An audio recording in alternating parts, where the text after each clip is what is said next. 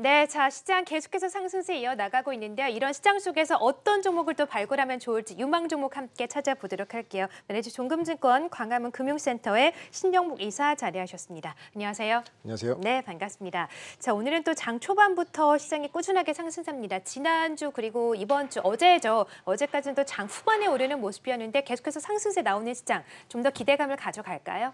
오늘은 네. 뭐 3차 추경에 대한 이 기대감 안고 이제 코스피가 상당히 강한 상태고 네. 아시겠지만 뭐 유동성 장세에 뭐 본격적으로 진입된 상태이기 때문에 그러니까 2분기가 실적이 안 좋다는 건 이미 시장에서 다 인정이 된 상태고요. 만약에 이제 시장 가장 이제 궁금하신 게 조정이 과연 언제부터가 올 것인가 아마 많이 궁금하실 거예요. 근데 네. 제가 생각했을 때는 어차피 2분기까지는 시장에서 어떤 시스템 리스크에 대해서는 다 막아준 상태이기 때문에 좋을 거라고 보고 있고요. 근데 네. 이것이 이제 3분기 하반기에도 이게 좀 지속적으로 좀 이어진다고 하면 그때부터는 그걸 좀 노이즈로 볼 것 같거든요. 그렇다고 한다면 그거를 확인하는 그런 구간들은 아마 5월보다 6월쯤에 들어서서 좀 나올 것 같고 그렇다고 한다면 한 6월 정도까지는 여전히 좋은 시장 되지 않겠는가 그렇게 예상해 봅니다. 네, 그렇군요. 일단 6월까지는 조금 있으면 6월인데 일단 6월까지는 좀 안심하고 가도 될 것 같다. 자, 그러면 오늘 어떤 종목 가지고 오셨는지 두 종목 함께 좀 살펴주시죠.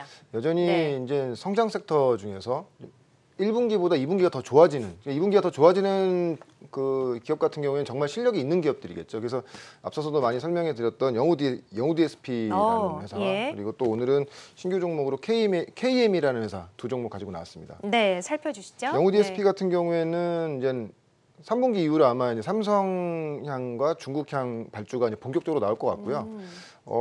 그리고 최근에 보시면 아시겠지만 삼성에서 OLED랑 QD OLED향 어떤 이런 투자를 기존대로 진행하겠다, 13조 정도 진행하겠다고 얘기를 해왔고 어제 또 뉴스플로에 나오면은 삼성 디스플레이에서 그 LCD 라인 그 공장의 어떤 인원들을 구조조정한다는 얘기가 나왔어요. 그렇게 된다고 하면은 사양 산업의 어떤 이런 산업을 재편해서 좀 성장 산업에 좀 더 집중하려는 하는 그런 의도가 있는 것 같고 영우 DSP 같은 경우에 작년에 한 영업이익 단으로 한 100억, 110억 정도가 이미 났는데 올해도 사실은 그 이상의 어떤 그 영업이익 기준으로 했을 때는 한 그래요? 150억에서 200억 정도 예상할 수가 있거든요. 네. 근데 다른 피어 그룹 대비 그러니까 OLED 장비들을 비해서 상당히 좀 저평가되어 있는 상태라서 지금 정도 구간이면 굉장히 좀 매력적인 가격대라고 보고 있고 근데 이제 한 가지 좀 이슈가 있는 게 그 기업이 회사가 어려울 때 1, 2년 전에 이제 CB 발행을 많이 하다 보니까 그 물량들이 이제 한 400만 주에서 500만 주 정도가 이제 지금부터 시장에 나올 수가 있는 물량들이거든요. 네. 근데 그게 어제부터 나오는 날인데도 어제 상당히 주가가 좋았어요. 그렇게 된다고 하면은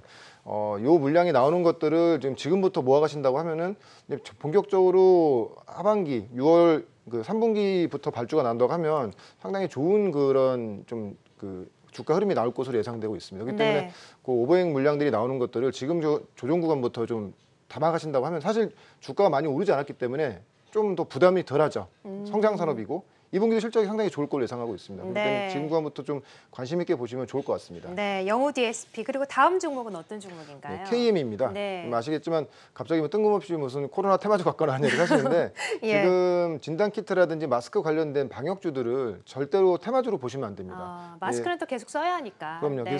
이 실적이 생각보다 굉장히 좋아지고 있거든요. 그렇군요. 그렇기 때문에 네. 지금 보면 진단키트들도 보면은 그 랩지노믹스라든지 수젠텍 같은 경우에는 지금 신고가 부근에서 주가가 지금 머물러 있는 것이 실적을 이제 동반해 가기 때문에 계속 말씀드리지만 테마주가 실적주로 변하는 구간이 좀 더 주가 퍼포먼스가 좋습니다.